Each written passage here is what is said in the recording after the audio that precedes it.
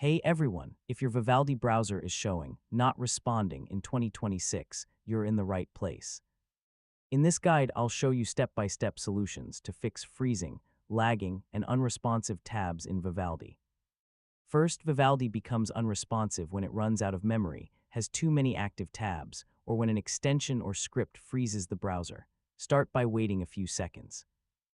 Sometimes the browser is just processing heavy tasks. If it doesn't recover, open Task Manager and force close Vivaldi. Next, restart your computer.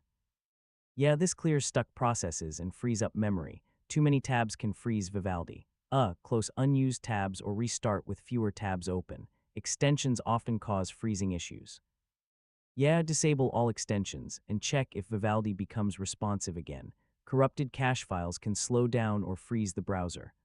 Clearing cache often fixes this instantly. Make sure your browser is updated. Yeah, updates fix performance issues and freezing bugs. If your system is low on memory, Vivaldi will stop responding when handling heavy pages.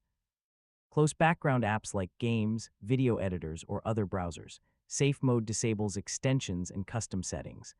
This helps you find if something is causing the freeze.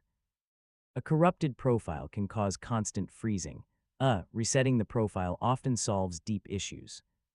For smoother performance, keep fewer tabs open, avoid heavy extensions, and restart your browser once in a while.